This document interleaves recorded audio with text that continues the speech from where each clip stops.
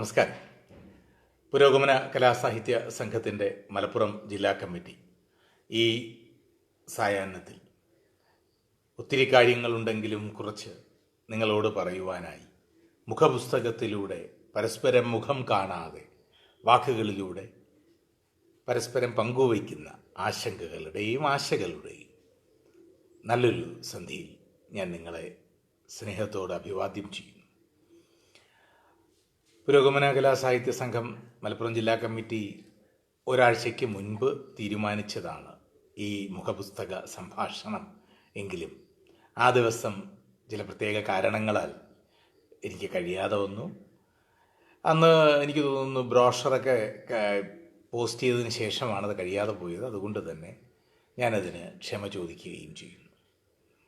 ഇന്ന് നമ്മളെല്ലാം വളരെ പ്രതീക്ഷയുടെ തിരുനാള വെളിച്ചത്തിലാണ്. എങ്ങകന്നാലും ഇങ്ങണയണം എന്ന് പ്രതീക്ഷയോടെ കാത്തിരിക്കുന്ന പ്രവാസികൾക്ക് മടങ്ങിയെത്തുവാൻ വഴിവിളക്കുകൾ തെളിഞ്ഞ ഒരു വൈകുന്നേരം പിന്നിട്ടതിന് ശേഷമാണ് മലപ്പുറത്തെ നല്ല മനുഷ്യരോട് സംസാരിക്കുന്നത്. ഈ സംഭാഷണം ഏകദാനമാകാതിരിക്കുവാൻ വേണ്ടി ഞാൻ പറയുന്നത് നിങ്ങൾ കേൾക്കുക മാത്രം ചെയ്യാതിരിക്കാൻ നമുക്ക് പരസ്പരം സംസാരിക്കാം എന്നതാണ് ഈ സന്ധിക്ക് കൂടുതൽ ഇണങ്ങുന്നത് എന്നെനിക്ക് തോന്നുന്നു. ഒരുപാട് കാര്യങ്ങൾ ചെയ്തു കൂട്ടാനുണ്ട് ഈ അതിജീവനത്തിൻ്റെ പടപ്പുറപ്പാടിൻ്റെ ഈ കാലഘട്ടത്തിൽ നമുക്ക് ഓരോരുത്തർക്കും. അത് അഭിവാദ്യങ്ങൾ ശ്രീ വേണു, അഡ്വക്കേറ്റ് രാജേഷ്, സ്വാഗതത്തിന് നന്ദി. Doctor Smitha, hi. നമുക്ക് ചെയ്യാനുള്ള പ്രധാന കാര്യങ്ങളിൽ വായിക്കുക എന്നതിനോടൊപ്പം വിമലീകരണ പ്രക്രിയയിൽ ഏർപ്പെടുക എന്നതും പ്രാധാന്യമുള്ളതാണ്. നോക്കൂ, നമ്മുടെ ലോകം ഒരു സൂക്ഷ്മാണു കാരണം എമ്പാട് ചുരുങ്ങിപ്പോയിരിക്കുന്നു. പണ്ട് ജെയിംസ് ലവ്ലോക്ക് എന്ന മഹാനായ ദാർശനികൻ്റെ ഗയാ സിദ്ധാന്തത്തിലൂടെ പ്രശസ്തനായ ജെയിംസ് ലവ്ലോക്കിൻ്റെ സിദ്ധാന്തങ്ങൾ വായിച്ചപ്പോഴാണ് എക്കോളജിയെക്കുറിച്ച്, ഡീപ്പ് ഇക്കോളജിയെക്കുറിച്ചും ഷാലോ എക്കോളജിയെക്കുറിച്ചുമെല്ലാം കുറേ വായിക്കാൻ രസം കണ്ടെത്തി വായിച്ച സമയത്ത് തോന്നിയ ചില കൗതുകകരമായ ജ്ഞാനങ്ങളുണ്ട്. ഇന്നതിന് ഒരുപാട് പ്രസക്തിയുണ്ട്. എയ്ക്കോസ്, OIKOS എന്നാണ്. അതിനെയാണ് എക്കോ എന്ന് നമ്മൾ ഉച്ചരിക്കുന്നത്. അതിനർത്ഥം വീട് എന്നതേ ഉള്ളൂ. എക്കണോമിക്സും എക്കോളജിയും എല്ലാം എക്കോ റിലേറ്റഡായ എല്ലാം ആ ഓയ്ക്കോസ് എന്ന ഗ്രീക്ക് വാക്കിൽ നിന്നാണ് ആരംഭിച്ചത്. അപ്പോൾ ആ വീട് എന്നത് നമ്മുടെ ഭൂമി തന്നെയാണ് എന്ന വല്ലാത്തൊരു തിരിച്ചറിവ് സമ്മാനിക്കാൻ സൂക്ഷ്മാണുവിന് കഴിയുന്നു എന്നുള്ളതാണ്. ഈ വർഗ സമരത്തിൻ്റെ ഇതൊരു ക്ലാസ് വാറാണ്. പലതരത്തിലുള്ള ക്ലാസ് വാറുകളെ അഭിമുഖീകരിച്ച നമ്മുടെ ലോക ജനതയുടെ മുന്നിൽ വംശ, ദേശ, ഗോത്ര, കടൽ, കര വ്യതിയാനങ്ങൾ ഒന്നുമില്ലാതെ നടക്കുന്ന ഒരു മഹത്വം ബൃഹത്വമായ ഒരു വർഗസമരമാണിത്. ഒരു വശത്ത് മനുഷ്യൻ എന്ന വർഗമാണ് എങ്കിൽ മറുവശത്ത് മരണമെന്നോ സൂക്ഷ്മജീവി എന്നോ പേരിട്ട് വിളിക്കാവുന്ന മറ്റൊരു വർഗവുമാണ്. അതിജീവനത്തിനു വേണ്ടിയുള്ള ഈ വർഗ സമരത്തിൽ ഒരു വശത്ത് മനുഷ്യപക്ഷം ഒന്നടങ്കം നിന്ന് പ്രവർത്തിക്കുന്നു. ആ പ്രവൃത്തിയുടെ ഭാഗമായി കോവിഡിന് ശേഷമുള്ള ഒരു കാലത്ത് പ്രകൃതിയുടെ ഞാനീ പറഞ്ഞ എക്കോ എന്ന ഘടനയെക്കുറിച്ച്, വീട് എന്ന അവസ്ഥയെക്കുറിച്ച് കൂടുതൽ ആലോചനകൾ ഉണ്ടാകേണ്ടി വരും. മഞ്ചേരി മേഖലയുടെ അഭിവാദ്യങ്ങൾ. വിനോദ്, മഞ്ചേരിയെക്കുറിച്ച് പറയാനുണ്ട്. ഇനി പറഞ്ഞു വന്നതിലോട്ട് വരട്ടെ.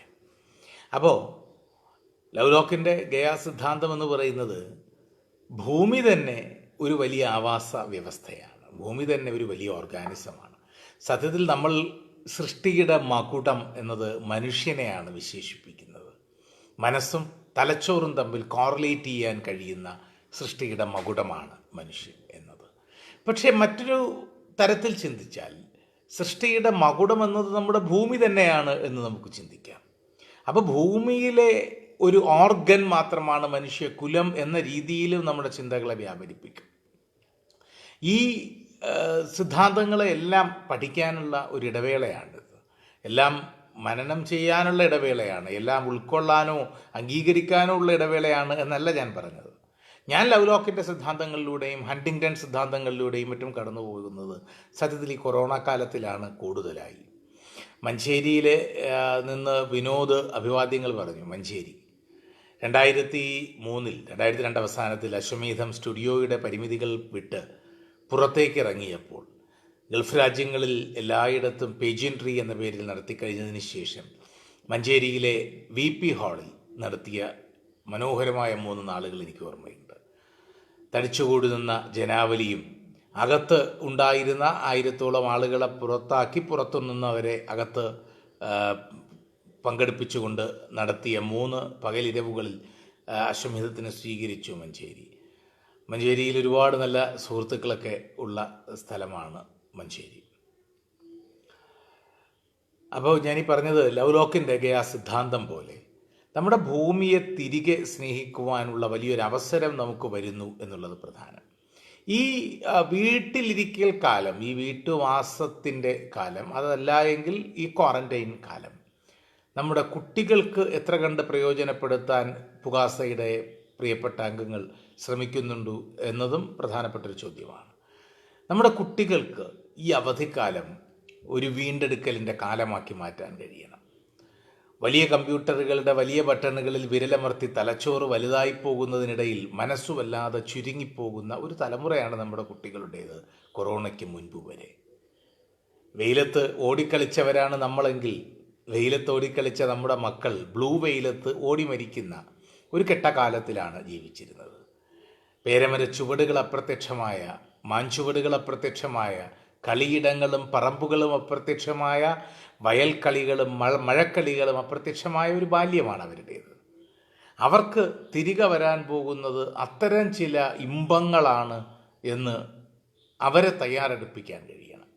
ഒപ്പം വായനയുടെ വിശാലമായ ലോകത്തേക്ക് ഇനിയും വായിച്ചു തുടങ്ങിയിട്ടില്ലാത്ത കുട്ടികളെയും വായന പരിമിതപ്പെട്ടുപോയ കുട്ടികളെയും നന്നായി വായിക്കുന്ന കുട്ടികളെയും ഒരുപോലെ തന്നെ കൈപിടിച്ചുയർത്തുവാനും പുരോഗമന കലാസാഹിത്യ സംഘത്തിന് കഴിയണം. വായനയിലേക്ക് മനുഷ്യനെ വളർത്തുക എന്നതിനേക്കാൾ കൂടിയ പുരോഗമന പ്രവർത്തനം നമുക്ക് ചെയ്യാനില്ലല്ലോ. നേരുകളുടെ നടുവിൽ, സത്യങ്ങളുടെ നടുവിൽ പനി പിടിച്ച് നിശബ്ദരായി പോകുന്ന ഒരു ജനതയോട്, ഒരു ജ്വരബാധിത ജനതയോട് സെൽഫ് ഡിബേറ്റിൻ്റെ, ആത്മസംവാദത്തിൻ്റെ ആവശ്യകതയാരായുന്ന പുരോഗമന പ്രവർത്തനമാണ് വായന എന്ന് ഓർമ്മിപ്പിക്കുവാൻ കഴിയണം. 100 ചുവപ്പൻ വിപ്ലവ അഭിവാദ്യങ്ങൾ മുജീബ്. തിരിച്ചും ലാൽസലാം സഖാവ് മുജീബ്. കുട്ടികൾ സ്ക്രീനിന് മുൻപിൽ കൂടുതൽ സമയം ചിലവഴിക്കുന്നു, എങ്ങനെ സമയം കുറയ്ക്കാം? ഞാനീ പറഞ്ഞു വന്നത് അതാണ്. വായനയുടെ ലോകം അവരിൽ സൃഷ്ടിക്കാൻ കഴിയുന്ന അത്ഭുതങ്ങൾ അവരെക്കാൾ കൂടുതൽ നിങ്ങൾക്കറിയാം. എന്നെപ്പോലെ തന്നെ, അല്ലെങ്കിൽ നമ്മളെല്ലാവരും ഒക്കെ തന്നെ നമ്മുടെ വീടിനടുത്തുള്ള ഗ്രാമീണ വായനശാലയിൽ നിന്ന് പണ്ട് കിട്ടിക്കഴിഞ്ഞ, കുട്ടിക്കാലത്ത് കിട്ടിയ നീലകണ്ഠൻ പരമാരയുടെയോ ദുർഗാപ്രസാദ് ഖേദ്രിയുടെയോ തോമസ് ടി എമ്പാട്ടിൻ്റെയോ ഒക്കെ ഡിറ്റക്റ്റീവ് നോവലുകളിലൂടെ, അപസർപ്പക നോവലുകളിലൂടെ വായിച്ച് പിന്നീട് കോനൻ ഡോയലിലൂടെ വളർന്ന് പിന്നെ സേതുവിലൂടെ, മുകുന്ദനിലൂടെ, വിലാസിനിയിലൂടെ, ബഷീറിലൂടെ, തകഴിയിലൂടെ, ദേവിലൂടെ വായന നമ്മളിലേക്ക് മെല്ലെ മെല്ലെ ഒരു സാഗരം പോലെ തിരയടിച്ചാർക്കുകയായിരുന്നല്ലോ. കുട്ടികളെയും വായിക്കാൻ പ്രേരിപ്പിക്കുന്ന രീതിയിലുള്ള പുസ്തകങ്ങളിലേക്ക് അവരെ സമീപിക്കാൻ നിർബന്ധിതരാക്കുക. പുസ്തകങ്ങളിൽ എന്തൊക്കെയുണ്ട് എന്ന ചോദ്യത്തിന് പണ്ട് NV പുസ്തകങ്ങളിൽ വിജ്ഞാനമുണ്ട് എന്ന് മാത്രമല്ല, പുസ്തകങ്ങളിൽ വിസ്മയമുണ്ട് എന്നും എഴുതിയിട്ടുണ്ട്. വിസ്മയിപ്പിക്കുന്നവയാണ് പുസ്തകങ്ങൾ എന്ന് തിരിച്ചറിയാനുള്ള അവസരങ്ങൾ അവർക്ക് ഒരുക്കി കൊടുക്കുക. ഈ വായിക്കുക എന്നത് അച്ചടിയിൽ നിന്ന് മാത്രമല്ലല്ലോ, സത്യത്തിൽ പറച്ചിലും ഒരു നല്ല വായനയാണ്. എൻ്റെ കുട്ടിക്കാലത്ത് വൈകുന്നേരങ്ങളിൽ, സന്ധ്യകളിൽ അടുത്തിരുത്തി എൻ്റെ അച്ഛൻ പറഞ്ഞു തന്നിരുന്ന പഴയകാലത്തിൽ ഒരുപാട് ചരിത്രമുണ്ട്. കേരള രാഷ്ട്രീയത്തിനോടൊപ്പം പഴക്കമുള്ള ചരിത്രം.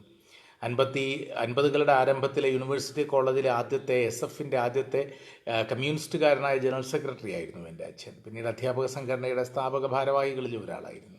അപ്പോൾ അച്ഛൻ പറഞ്ഞു തന്ന പഴയകാല രാഷ്ട്രീയം ഞാൻ കേൾക്കുന്നത് 5ാം ക്ലാസ്സിലും 6ാം ക്ലാസ്സിലും ഒക്കെ പഠിക്കുമ്പോൾ മുതലാണ്. അപ്പോൾ നിങ്ങളും അച്ഛന്മാരാണ്, നിങ്ങളും അമ്മമാരാണ്. കുട്ടികളോട് ഒത്തിരി കാര്യങ്ങൾ പറഞ്ഞു കൊടുക്കുവാൻ കഴിയണം. ഒത്ത നടുവിൽ നിന്ന് ബാക്കി ഓരോന്ന് പിന്നീട് ഗ്രഹിക്കുവാൻ പാകത്തിലുള്ളതാണ് പുസ്തകങ്ങൾ എന്നവരെ മനസ്സിലാക്കിപ്പിക്കാൻ കഴിയണം. ഒപ്പം പരിണാമ സിദ്ധാന്തത്തിൽ ഡാർവിൻ്റെ സിദ്ധാന്തങ്ങൾ അംഗീകരിച്ചുകൊണ്ട് തന്നെ അവരോട് പറയണം, അതെല്ലാം ശരിയാണ്. നിയണ്ടർതാലും ക്രൊമാഗ്നനും ഹോമോ ഇറക്ടസും പിന്നെ ഹോമോ സാപ്പിയനും ഒക്കെ ശരിയാണ്. പക്ഷെ ഇതൊക്കെ ശരിയായാലും man continue to be an ape. മനുഷ്യരൊരാൾക്കുരങ്ങായി തന്നെ തുടർന്നു. And he ceases to be an ape on the day the first book was written on the face of the world എന്ന്. മനുഷ്യൻ ആൾക്കുരങ്ങായി തന്നെ തുടർന്നു. വാല് പോയിട്ടും വാനരൻ നരനായില്ല, വാനരനായി തന്നെ തുടർന്നു. വാനരനിൽ നിന്നും നരനിലേക്കുള്ള പരിണാമം പൂർത്തിയായത് ലോകത്തിലെ ആദ്യത്തെ പുസ്തകം എഴുതപ്പെട്ട നാളിലാണ് എന്ന് കുട്ടികളെ പറഞ്ഞ് മനസ്സിലാക്കണം. ഒപ്പം അവരോട് വായിക്കേണ്ടത് പുസ്തകങ്ങൾ മാത്രമല്ല, അപരരെ കൂടിയാണ് എന്ന ചിന്ത അവരിൽ ഇപ്പോൾ ജനിപ്പിക്കണം. വല്ലാതെ കെട്ടുപോകുന്ന ഒരു കാലത്തിൻ്റെ സാമൂഹ്യ പരിച്ഛേദമാണ് നമ്മൾ ഓരോ കുടുംബങ്ങളും, പുരോഗമന ചിന്തയുള്ള ഓരോ കുടുംബങ്ങളും. അപ്പോൾ അതുകൊണ്ട് തന്നെ നമ്മുടെ കുട്ടികളെ പറഞ്ഞ് മനസ്സിലാക്കേണ്ടത് അപരരെ വായിക്കുവാൻ, നമുക്ക് ചുറ്റുമുള്ള മനുഷ്യരെ വായിക്കുവാൻ, അവരുടെ ജീവിതത്തിൻ്റെ, അവരുടെ നൊമ്പരങ്ങളെ, അവരുടെ വൈകാരിക ഭാവങ്ങളെ, അവരുടെ കൗടുംബികമായ അവസ്ഥകളെ, വേദനിക്കുന്നവരെ ഒക്കെ തിരിച്ചറിയുവാനുള്ള മനസ്സുണ്ടാക്കണം. പ്രകൃതിയെ സ്നേഹിക്കാൻ കുട്ടികളെ പഠിപ്പിക്കണം. രാവിലെ യൂണിഫോം ഇട്ട് A+ എല്ലാ വിഷയത്തിനും വാങ്ങിക്കാനുള്ള തിരക്കിനിടയിൽ കുത്തി നിറച്ച ബാഗും വാട്ടർ ബോട്ടിലുമായി സ്കൂളുകളിലേക്ക് പോകുന്ന നിങ്ങളുടെ കുട്ടികൾക്ക് ചെരുപ്പിടാതെ മണ്ണിലിറങ്ങി നടക്കാനുള്ള ഒരവസരമാണ് ഈ കാലം എന്നവരെ ഓർമ്മിപ്പിക്കണം. ഈ പൊന്നാനിയിൽ ബഹുമാനപ്പെട്ട സ്പീക്കറിൻ്റെ ക്ഷണപ്രകാരം പൊന്നാനി നഗരസഭയുടെ ഒരു പരിപാടിയിൽ A+ കിട്ടിയ കുട്ടികളെ ആദരിക്കുന്ന പരിപാടിയിൽ പങ്കെടുക്കാൻ ഞാൻ വന്നപ്പോൾ ഞാൻ അന്ന് അവിടെ പ്രസംഗിച്ചതാണ്. ഈ A+ കിട്ടുന്നവർ മാത്രമല്ല വിജയികളെന്ന് നിങ്ങളുടെ കുട്ടികളെ പറഞ്ഞ് മനസ്സിലാക്കണം. നമ്മൾ ഈ അതിജീവനത്തിൻ്റെ ഈ പോരാട്ടത്തിൽ ലോകത്തിന് മുഴുവൻ മാതൃകയായി കേരളമെന്ന സംസ്ഥാനം മാറുമ്പോൾ നോക്കൂ എന്തുകൊണ്ട് മാറുന്നു. ഏറ്റവും മികച്ച പാടവത്തോടു കൂടിയുള്ള ഒരു സംവിധാനം ഉള്ളതുകൊണ്ട് മാത്രമല്ല. നമ്മുടെ മുഖ്യമന്ത്രി ജനങ്ങളോട് പറഞ്ഞത് എന്താണ്? ഒരു പർവ്വതത്തിലേക്ക്, അപകടം പിടിച്ച ചെങ്കുത്തായ ഒരു പർവ്വതത്തിലേക്ക് യാത്ര പോകുന്ന ഒരു സംഘത്തിനോട് ആ സംഘത്തിൽ ഒരാൾ പറയുന്നു, നിങ്ങൾ നടന്നോളൂ, ഞാൻ പിറകെ വരുന്നുണ്ട് എന്ന് പറഞ്ഞാൽ അയാൾ ഭീരുവാണ്. നിങ്ങൾ നടന്നോളൂ, ഞാൻ കൂടെയുണ്ട് എന്ന് പറഞ്ഞാൽ അയാൾ പരസ്പര ബന്ധിതനാണ്. പക്ഷേ നിങ്ങൾ നടക്കൂ, ഞാൻ മുന്നിൽ തന്നെയുണ്ട് എന്ന് പറയാൻ കഴിയുന്നയാൾ യഥാർത്ഥത്തിൽ നായകനാണ്. അങ്ങനെ കേരളത്തിലെ ജനങ്ങളോട് ഗവൺമെൻറ്, സർക്കാർ മുന്നിൽ തന്നെയുണ്ട് എന്ന് പറയുവാനുള്ള നായകത്വമുള്ള, ആത്മധൈര്യമുള്ള, ഇച്ഛാശക്തിയുള്ള, കർമ്മോത്സുകതയുള്ള ഒരു നായകനും ഒരു സർക്കാരും ലോകത്തിൻ്റെ ഭൂപടത്തിൽ കേരളമെന്ന നമ്മുടെ നാടിനെ ഏറ്റവും മഹത്വം ബൃഹത്വമായ ഒരു പോരാട്ടത്തിൽ, അതിജീവനത്തിനു വേണ്ടിയുള്ള പോരാട്ടത്തിൽ വിജയത്തിൻ്റെ മുനമ്പ് വരെ, അടുത്തുവരെ കൊണ്ടെത്തിച്ചിരിക്കുന്നു. ജാഗ്രതയോടെയുള്ള പ്രവർത്തനങ്ങളോടുകൂടി അത് വിജയതീരെ തണിയിക്കുവാൻ നമുക്ക് കഴിയുമെന്ന ശുഭാപ്തി വിശ്വാസവും എന്നിലുണ്ട്. ആ ശുഭാപ്തി വിശ്വാസത്തോടു കൂടി തന്നെ പറയട്ടെ, പക്ഷേ പരാജയപ്പെട്ടു പോയവരുണ്ട് ഈ ലോകത്തിൽ. പാശ്ചാത്യ രാജ്യങ്ങളിൽ പരാജയപ്പെട്ട് മരണത്തിന് കീഴടങ്ങിപ്പോയ ലക്ഷക്കണക്കിന് മനുഷ്യരുണ്ട്, പൊരുതിപ്പോകുന്നവരുണ്ട്. പണ്ട് ക്രേറ്റ എന്ന ദ്വീപിൽ മിനോസ് എന്ന രാജാവ് ഭരിച്ചിരുന്ന കാലത്തെ കഥ നിങ്ങളുടെ മക്കളോട് പറയണം. മിനോസ് ഭരിച്ചിരുന്നപ്പോൾ മിനോസിൻ്റെ ശില്പിയും ആർക്കിടെക്റ്റും എഞ്ചിനീയറും ഒക്കെയായിരുന്നു ഡയോഡിജീസ്. അദ്ദേഹത്തിൻ്റെ മകൻ ഉണ്ടായിരുന്നു. രാജാവിൻ്റെ ഇഷ്ട കഥാപാത്രമായിരുന്ന ഈ ശില്പി ഒടുവിൽ രാജാവുമായി പിണങ്ങേണ്ടി വന്നപ്പോൾ രാജകോപത്തിനിരയായി തൻ്റെ മകൻ വധിക്കപ്പെടും എന്ന് കരുതി മകന് രക്ഷാഉപായമായി സമ്മാനിച്ചത് ചിറകുകളാണ്. നീ പറവകളെപ്പോലെ പറന്നു പോകൂ എന്നാവശ്യപ്പെട്ട് മകന് ചിറകുകളും ഒപ്പം മെഴുകുകൊണ്ട് അവൻ്റെ ശരീരം ലേപനം ചെയ്യുകയും ചെയ്തു ഡയോഡിജീസ്.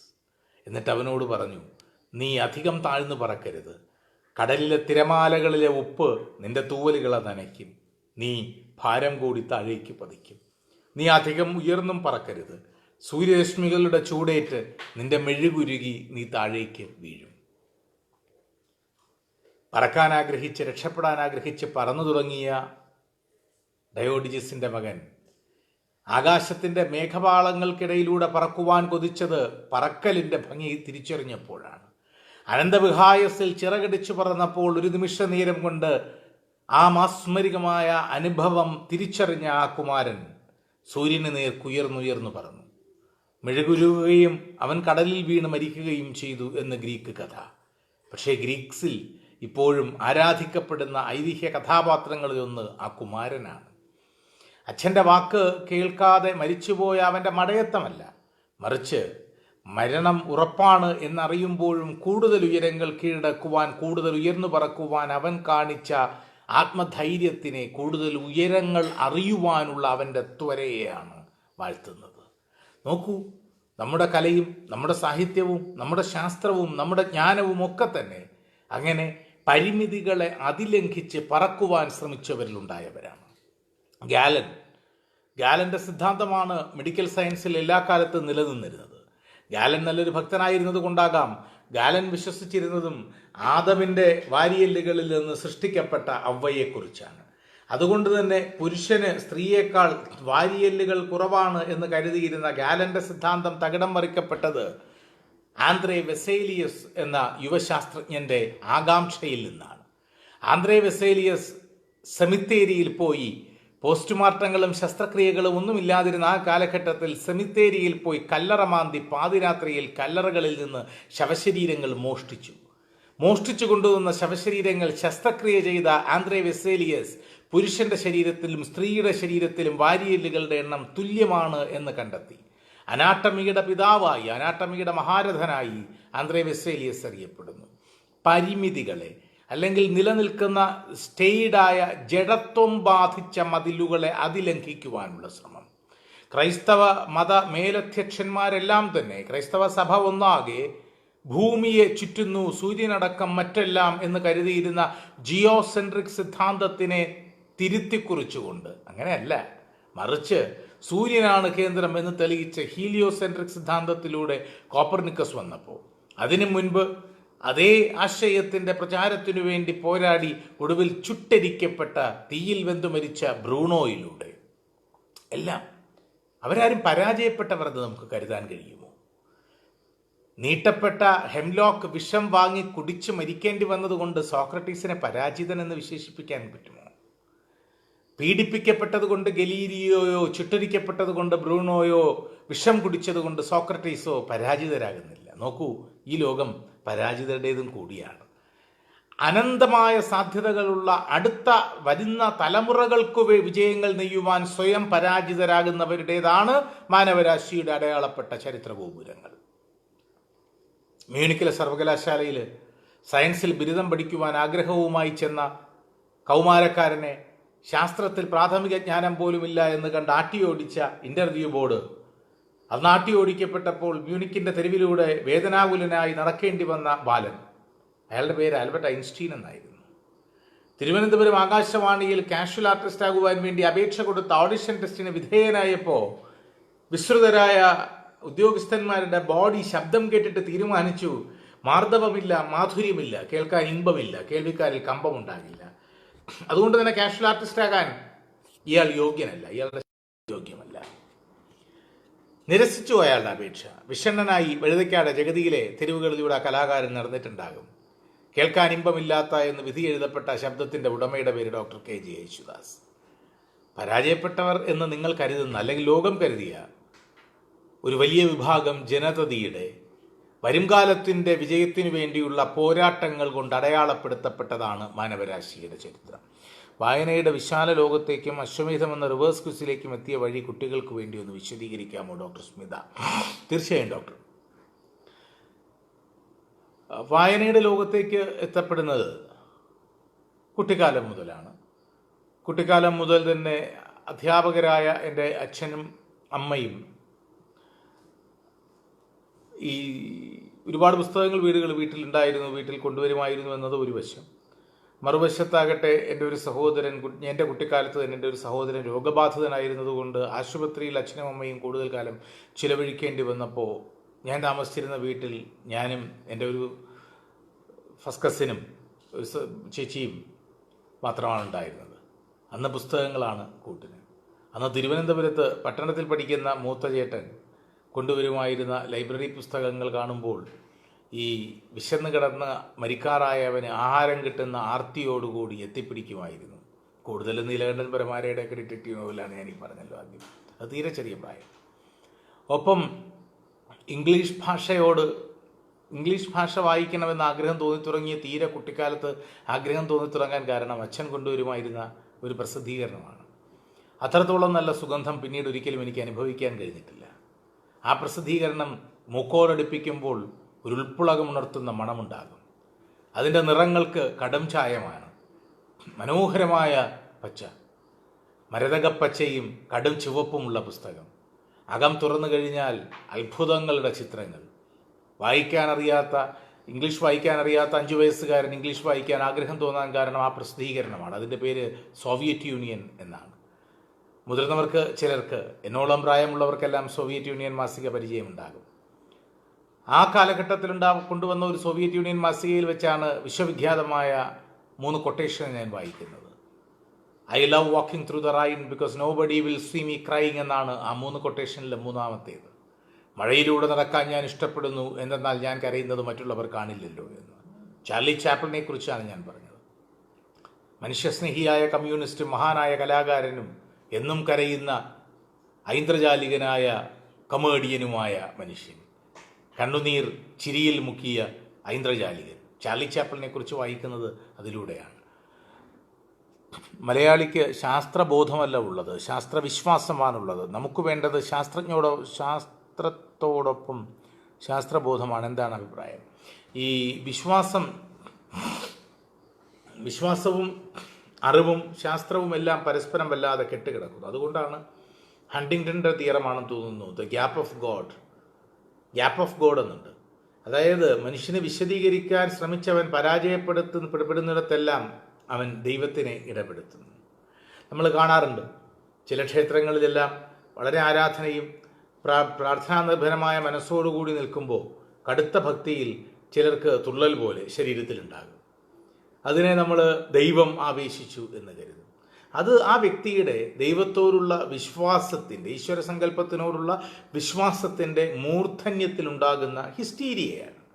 അതൊരു അപസ്മാരമാണ്, അതൊരു ഹിസ്റ്റീരിയയാണ്.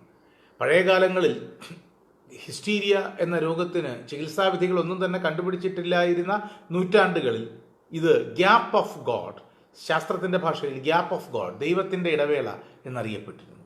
മനുഷ്യന് വിശദീകരിക്കുവാനോ കൃത്യമായ പ്രതിവിധി കണ്ടെത്തുവാനോ കഴിയാതിരുന്ന കാര്യങ്ങളെയെല്ലാം അവൻ ഗ്യാപ്പ് ഓഫ് ഗോഡ് എന്ന് വിളിച്ചു പോന്നിരുന്നു. ശാസ്ത്രത്തിൽ പരിഹാരങ്ങൾ കണ്ടെത്തി തുടങ്ങിയതനുസരിച്ച് ഓരോ കണ്ടെത്തലിനും ഗ്യാപ്പ് ഓഫ് ഗോഡ് എന്നത് ശാസ്ത്രീയമായ അടിത്തറയുള്ള ഒന്നായി മാറി.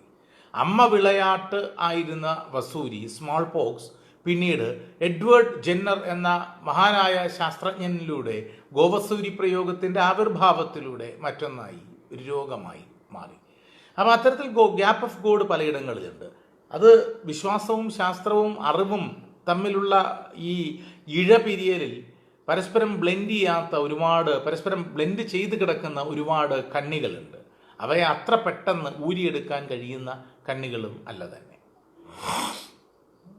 വേദത്രയം എന്ന അങ്ങയുടെ കവിതാസമാഹാരത്തിലെ ഒരു കവിത ചൊല്ലാമോ?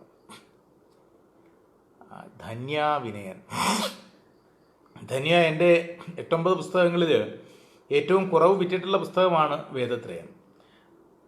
വേദത്രയം എന്ന കവിതാസമാഹാരത്തിലെ കവിതാസമാഹാരം ധന്യ വാങ്ങിച്ചു എന്നതോ വായിച്ചു എന്നതോ തന്നെ എന്നെ അത്ഭുതപ്പെടുത്തുന്നു, എന്നെ ആഹ്ലാദിപ്പിക്കുന്നു. അതിലെ കവിത ചൊല്ലുക എന്നത് എന്നെ സംബന്ധിച്ചിടത്തോളം ദുഷ്കരമാണ്. കാരണം ഞാൻ സംഗീതത്തിൽ, എൻ്റെ ഭാര്യയുടെ അഭിപ്രായത്തിൽ, ഈ പ്രപഞ്ചത്തിൽ തിരമാലകൾക്ക് താളമുണ്ട്, പിറന്നു വീഴുന്ന കുഞ്ഞിൻ്റെ കരച്ചിൽ പോലും താളമുള്ളതാണ്. എൻ്റെ ഭാര്യ പറയുന്നത് ലോകത്തിൽ അവൾ താളമില്ലാത്ത ഒന്നിനെയേ കണ്ടിട്ടുള്ളൂ, അതെൻ്റെ പാട്ടാണ്, ഞാൻ പാട്ട് പാടാൻ ശ്രമിക്കുന്നതാണ് എന്നാണ്. അതുകൊണ്ട് തന്നെ എൻ്റെ കവിത ചൊല്ലലിനും ആ താളക്കുറവുണ്ടാകും. എങ്കിലും വേദത്രയത്തിലെ ഒരു കവിത, അത്ര മെച്ചമല്ലാത്ത ഒരു കവിത ഞാൻ ചൊല്ലാം, അവസാനമാകട്ടെ. സമയമായി തുടങ്ങുന്നു അല്ലേ? 8:30 ആയോ? 8 സൂര്യൻ ഇഞ്ഞു വന്നേ.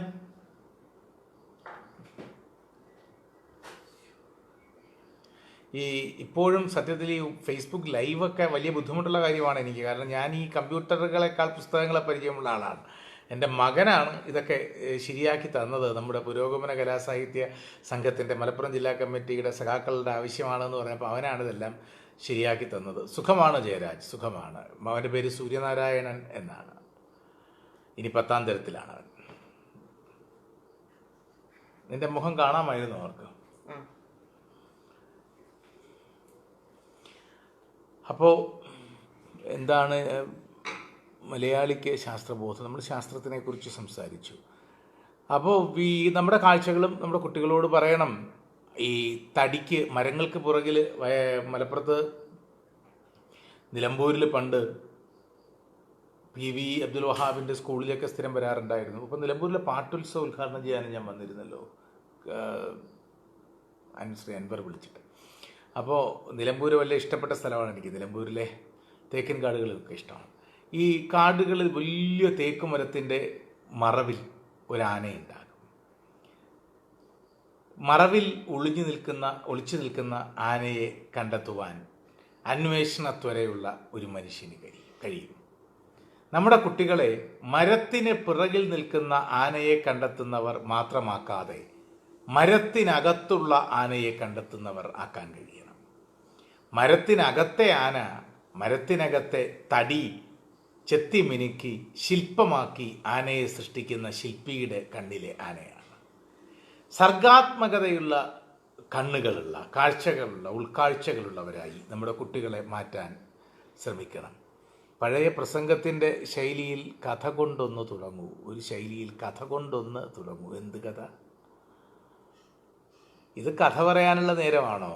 കഥനരസം കരകവിയും കഥ പറയാം, പക്ഷേ കരളൊരുകി കരയരുതെന്നാരും എന്ന് കവിത പറയാൻ ഉള്ള നേരമോ കഥ പറയാനോ ഉള്ള നേരമോ അല്ല. മുഖം കാണുന്നില്ല, മുഖം കണ്ടില്ല. എൻ്റെ മുഖമാണോ മകൻ്റെ മുഖമാണോ? ലാൽസലാം അബ്ദുൽ ലത്തീഫ് മുഖം കണ്ടില്ല എന്ന് പറഞ്ഞത് എൻ്റെ മുഖമാണോ? കാണുന്നില്ലേ എൻ്റെ മുഖം?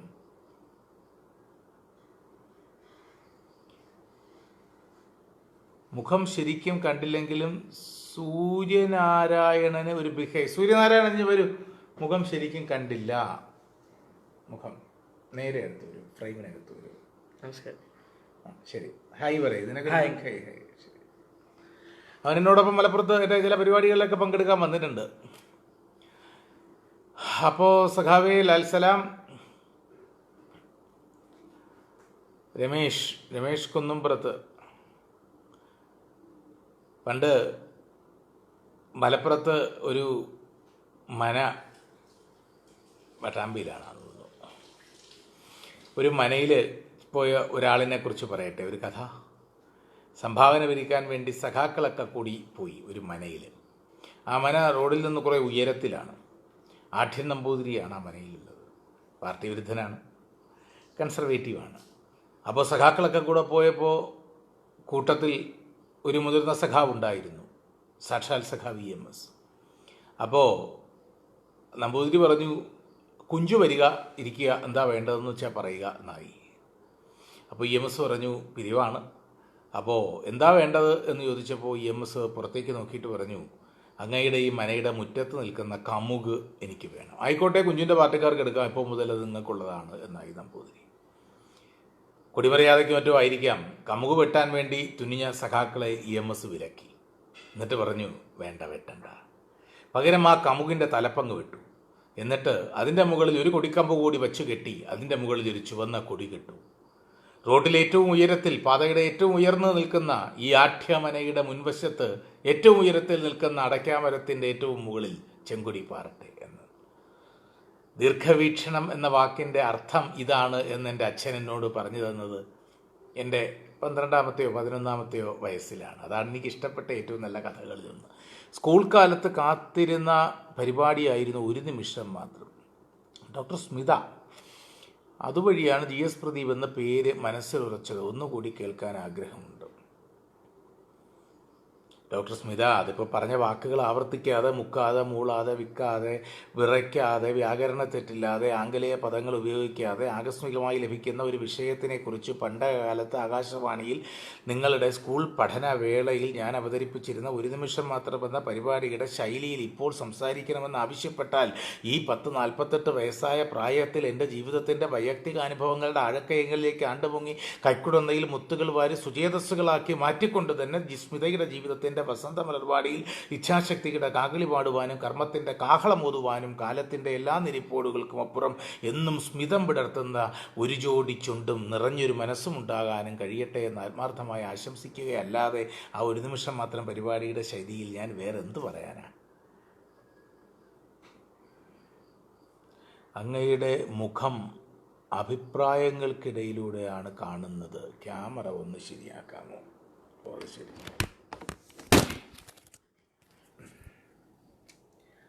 സൂര്യതൊന്ന് പിടിച്ചിങ്ങനെ ഉയർത്തി പിടിച്ചതന്നെ. ശരി. കേരള സർവകലാശാല യുവജനോത്സവ വേദിയിൽ പ്രസംഗത്തിനും ഡിബേറ്റിനും സൂക്ഷ്മ നേട്ടവുമായിരിക്കുന്ന വിധികർത്താവിൻ്റെ മുഖം ഇപ്പോഴും മനസ്സിലുണ്ട്. അഡ്വക്കേറ്റ് രാജേഷ്. ഞാൻ വിധികർത്താവായിരുന്ന സമയമാണ് രാജേഷിൻ്റെ മനസ്സിൽ. എൻ കൃഷ്ണൻ നായർ സാറും വൈക്കം ചന്ദ്രശേഖരൻ നായർ സാറും എല്ലാം വിധികർത്താക്കളായിരുന്നപ്പോൾ തുടർച്ചയായി വർഷങ്ങൾ സമ്മാനം കിട്ടിയ കാലത്ത് അവരായിരുന്നു ഞാൻ മത്സരിക്കുമ്പോൾ എൻ്റെ വിധികർത്താക്കൾ. അവരുടെ മുഖം എൻ്റെ മനസ്സിലുമുണ്ട്.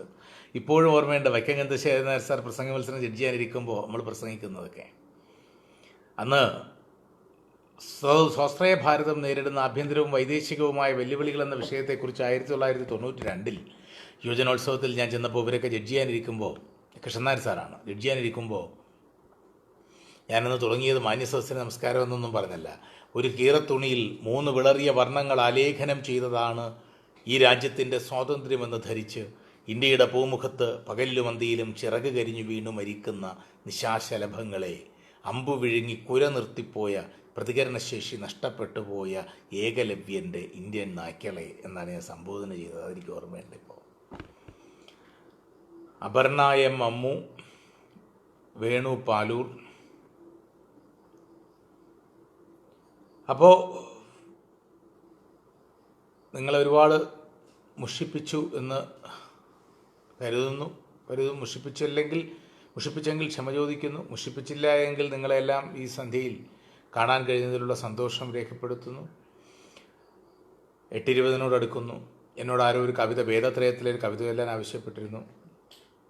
വേദത്രയത്തിലെ ഏറ്റവും ചെറിയ പ്രായത്തിൽ ഞാൻ എഴുതിയ കവിത, 14 വയസ്സിൽ മറ്റോ എഴുതിയൊരു കവിതയാണ്. വേദത്രയത്തിലെ എൻ്റെ ഏറ്റവും ആദ്യത്തെ കവിത വേദത്രയത്തിലുള്ളത്. പുസ്തകത്തിൽ ആദ്യത്തെ കവിതയല്ല, ഞാൻ എഴുതിയ ആദ്യത്തെ കവിതയാണ്, പ്രസിദ്ധീകരിച്ച ആദ്യത്തെ കവിതയാണ്. അത് 1987 എൻ്റെ അമ്മ മരിച്ചത്. 87 ജൂൺ മാസം 14 ഞായറാഴ്ച മോഹൻലാലിൻ്റെ 20-ാം നൂറ്റാണ്ടെന്ന സിനിമ ഞാൻ ഉച്ചയ്ക്ക് കണ്ടു. തിരികെ വീട്ടിൽ വന്ന് വൈകുന്നേരം കുറച്ച് കാര്യങ്ങളുണ്ടായിരുന്നു. അതെല്ലാം കഴിഞ്ഞ് കളിക്കാനൊക്കെ പോയി തിരികെ വന്നു. അപ്പോൾ അമ്മയ്ക്ക് അന്ന് കോൺഫറൻസ് മറ്റോ ഉണ്ടായിരുന്നു. അമ്മ വിദ്യാഭ്യാസ വകുപ്പിലെ ഇവാലുവേഷൻ ഓഫീസറായിരുന്നു, തൃശ്ശൂർ മറ്റോ ആയിരുന്നു. അമ്മ അന്ന് എത്തിയപ്പോൾ വൈകുന്നേരമായി. അമ്മയും അച്ഛനും ഒക്കെ വന്നു. സന്ധ്യ കഴിഞ്ഞാൽ ഒരുമിച്ച് പൂമുഖത്തിരിക്കാറുണ്ട്. ഇളയ മകനാണ് ഞാൻ. ഇരുന്നപ്പോൾ സിനിമയുടെ കഥ പറഞ്ഞു കൊടുക്കാൻ പറഞ്ഞു. ഞാനിങ്ങനെ കഥ പറഞ്ഞു കൊടുത്ത് മോഹൻലാൽ ലിഫ്റ്റ് തുറന്ന്, കവിതയുണ്ട് പറയാം, സന്തോഷം. ലിഫ്റ്റ് തുറന്ന് മോഹൻലാൽ വരുന്നതൊക്കെ പറഞ്ഞപ്പോൾ അമ്മ പറഞ്ഞ് അഭിനയിക്കേണ്ട, പറഞ്ഞാൽ മതി എന്നായി. പിന്നീടാണ് ആളുകൾക്കും എനിക്കും മനസ്സിലായത് എനിക്ക് അഭിനയിക്കാൻ അറിയില്ലെന്ന്. അമ്മയ്ക്കൊക്കെ അന്നേ അറിയായിരുന്നു. അപ്പോൾ അഭിനയിക്കാതെ കഥ പറഞ്ഞു കൊടുത്തുകൊണ്ടിരുന്നപ്പോൾ അമ്മ പറഞ്ഞു, അച്ഛനോട് പറയും എനിക്കൊരു വിമ്മിഷ്ടം, ഒരു പ്രയാസമെന്ന് പറഞ്ഞു. കഥ കേട്ടിരിക്കെ എൻ്റെ മടിയിൽ അമ്മ തലചാച്ചു. കറുത്ത കാറിൽ ആംബുലൻസിലേക്ക് കൊണ്ടുപോയി അമ്മയെ. വീട്ടുമുറ്റത്തെ ഇടവഴിയിൽ കറുത്ത കാർ മടങ്ങി വരുന്നതും കാത്തു നിന്ന ഞാനെന്ന 15 വയസ്സുകാരൻ്റെ കൺമുന്നിലേക്ക് വെളുത്ത ആംബുലൻസാണ് വന്നത്. അന്ന് മുതൽ കറുപ്പിനോട് വലിയ ഇഷ്ടമാണ്. ആ പ്രായത്തിൽ എഴുതിയതാണ് താരതാപം എന്നൊരു കവിത. വേദത്രയത്തിലുണ്ടത്. മോശം കവിതയാണ്, ഒരു കുട്ടി കവിതയാണ്. ഇപ്പോൾ അങ്ങനെ ഒരു കവിത എഴുതുമോ എന്ന് ചോദിച്ചാൽ ഒരിക്കലും ചിലപ്പോൾ അത്തരം പദാവലികളോ അല്ലെങ്കിൽ അത്തരം സംജ്ഞകളോ ഉപയോഗിക്കാൻ സാധ്യതയില്ല. പക്ഷേ അതൊരു 14 വയസ്സുകാരൻ കുട്ടി എഴുതിയ കവിതയാണ് എന്ന രീതിയിൽ എനിക്ക് പ്രിയപ്പെട്ട കവിതയാണ്. അച്ഛൻ മരിക്കുന്നതിന് മുമ്പ് പണ്ട് ഞാൻ കോളേജിലൊക്കെ പഠിക്കുമ്പോൾ അത് ചൊല്ലിപ്പിക്കുമായിരുന്നു. അച്ഛന് ഇഷ്ടമുള്ള കവിത. ആത്മാംശമുണ്ട്, ഒരു 14 വയസ്സുകാരൻ കുട്ടിയുടെ ആത്മാംശം. നക്ഷത്രത്തെക്കുറിച്ച്, നക്ഷത്രത്തിൻ്റെ ദുഃഖത്തെക്കുറിച്ച് ഒരച്ഛൻ മകന് പറഞ്ഞു കൊടുക്കുന്ന കഥയാണ് ആ കവിത താരതാപം. എൻ്റെ ചൊല്ലൽ നിങ്ങൾ സഹിക്കുക, വേറെ മാർഗമില്ല. എൻ്റെ പുസ്തക പ്രകാശന സമയത്ത് ശ്രീ MG രാധാകൃഷ്ണൻ ഈ കവിത ചൊല്ലി.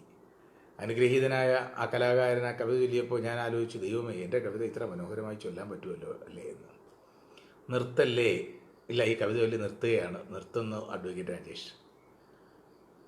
താരതാപം എന്നാണ് അതിൻ്റെ പേര്, നക്ഷത്രത്തിൻ്റെ ദുഃഖം.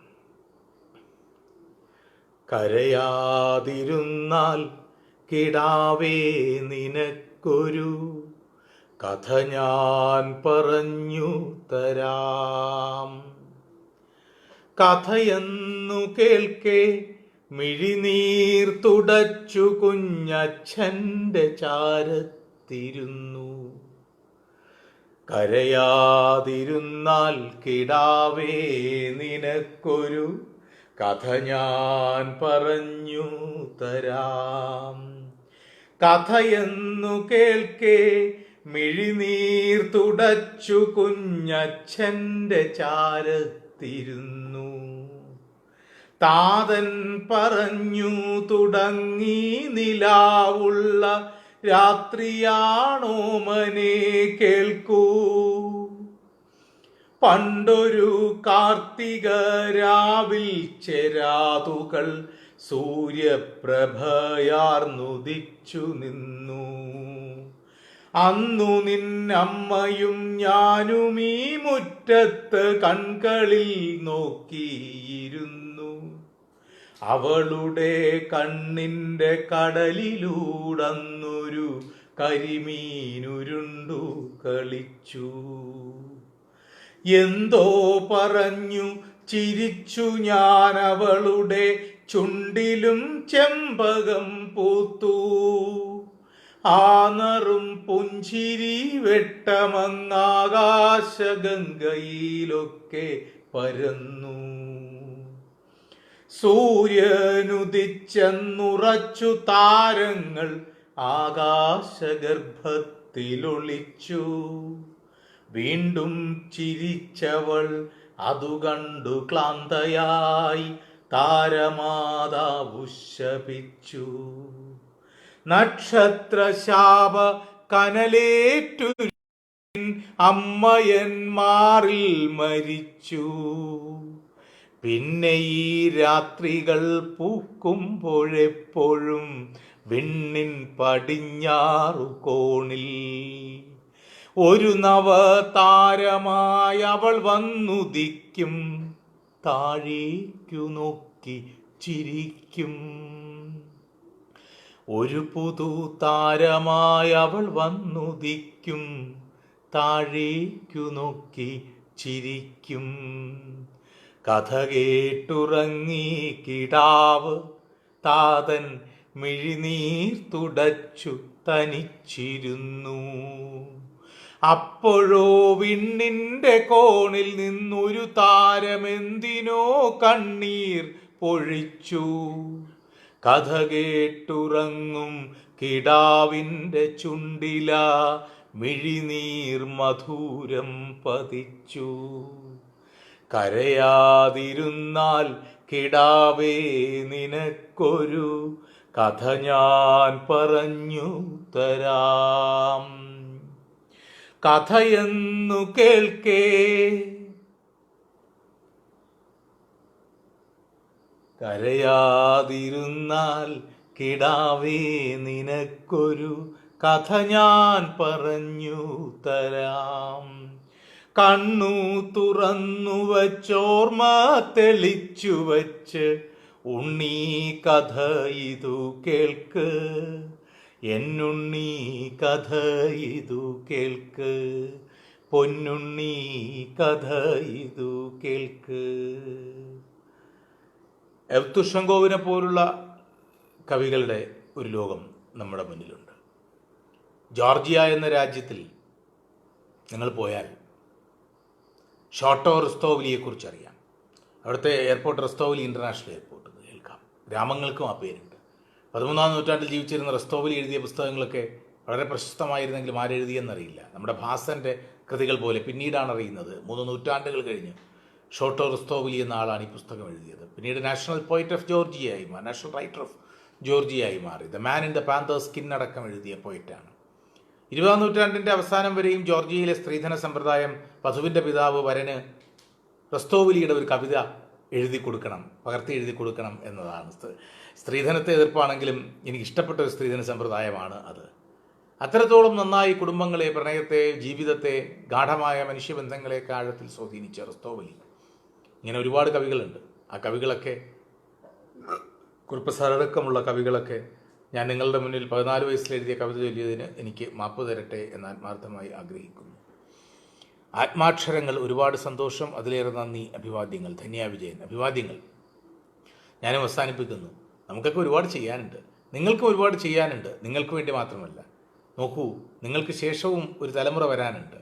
ഈ പൊരുതിരിക്കൽ കാലവും ഈ പൊരുതൽ കാലവും അവർക്ക് വേണ്ടി കൂടിയുള്ളതാണ്. 4 പേരെ കാണാൻ പോയ ഒറ്റയാളിൻ്റെ അനുഭവം പറഞ്ഞ് അവസാനിപ്പിക്കാം. പണ്ട് 4 പേർ, അനാഗത ശ്മശ്രുക്കളായ കൗമാരം പിന്നിട്ട് തുടങ്ങിയ 4 പേർ, കോയിത്താറ്റിൽ ചിരികണ്ഠൻ, മടത്തിലപ്പു, പൊടോര കുഞ്ഞമ്പു നായർ, അബൂബക്കർ, കയ്യൂരിലെ സമരസഖാക്കൾ. കഴുകുമരം കാത്ത് വരാനിരിക്കുന്ന ദിവസം തൂക്കുമരത്തിലേറും എന്ന വിധി വന്ന് മരണത്തിനു വേണ്ടി കാത്തു നിൽക്കുന്ന മുഹൂർത്തത്തിലാണ് BC ജോഷി എന്ന പ്രഗത്ഭനായ സഖാവ് അവരെ കാണാൻ വേണ്ടി കേരളത്തിലെത്തിയത്. ജയിലിൽ പോയ സഖാവ് ജോഷി അബൂബക്കറിനെ കണ്ടു, കുഞ്ഞമ്പു നായരെ കണ്ടു, ചിരുകണ്ഠനെ കണ്ടു, മടത്തിലപ്പൂവിനെ കണ്ടു. അവരോട് ചോദിച്ചു, ഞാൻ നിങ്ങളുടെ ഗ്രാമത്തിലേക്ക്, ഞാൻ തേജസ്വിനിയുടെ കരയിലേക്ക്, ഞാൻ കയ്യൂരിലേക്ക് പോകുന്നു. നിങ്ങളുടെ കുടുംബാംഗങ്ങളെ കാണും. അവർക്ക് വേണ്ടി, അവരോട് നിങ്ങൾക്ക് വേണ്ടി ഞാൻ എന്താ പറയേണ്ടത്? അബൂബക്കറാണെന്ന് തോന്നുന്നു. സഖാവ് ജോഷിയുടെ കരം ഗ്രഹിച്ച് ഇരുമ്പഴികൾക്കിടയിലൂടെ കൈയിട്ട് ജോഷിയുടെ കരം ഗ്രഹിച്ചിട്ട് പറഞ്ഞു, സഖാവ്, ഞങ്ങളുടെ ഗ്രാമത്തിലേക്ക് ഇവിടെ പോകുമ്പോൾ അവിടെ എൻ്റെ അനുജനെ കാണും. എൻ്റെ അനുജനെ കാണുമ്പോൾ സഖാവ് ഒന്ന് ഓർമ്മിക്കണം, അവന് പക്വത പോരാ. സഖാവ് അവനെ പറഞ്ഞ് പഠിപ്പിക്കണം എങ്ങനെയാണ് നാടിനു വേണ്ടി ജീവിക്കേണ്ടതെന്ന്, നാടിനു വേണ്ടി മരിക്കേണ്ടത് എന്ന്, എങ്ങനെയാണ് നാളേക്ക് വേണ്ടി ജീവിക്കേണ്ടത് എന്ന്, നാളേക്ക് വേണ്ടി മരിക്കേണ്ടത് എന്ന്. സഖാക്കളെ, സുഹൃത്തുക്കളെ, പുരോഗമന കലാസാഹിത്യ സംഘത്തിൻ്റെ പ്രവർത്തകരെ, നിങ്ങളുടെ അക്ഷരങ്ങളും ആശയങ്ങളും, നിങ്ങളുടെ കലയും സംഗീതവും, നിങ്ങളുടെ ചിന്തയും കലാപവും, നിങ്ങളുടെ അവബോധവും വിജ്ഞാനവും, നിങ്ങളുടെ ശാസ്ത്രവും, നിങ്ങളുടെ സൂത്രവാക്യങ്ങളും ഒക്കെ തന്നെ നാളേക്ക് വേണ്ടി കൂടെയുള്ളതാകട്ടെ. നോക്കൂ, സച്ചിദാനന്ദൻ എഴുതിയതുപോലെ നമ്മുടെ കുഞ്ഞുങ്ങൾ അവർ വലുതായിക്കൊണ്ടിരിക്കുന്നു. ശുഭരാത്രി. ലാൽ സലാം.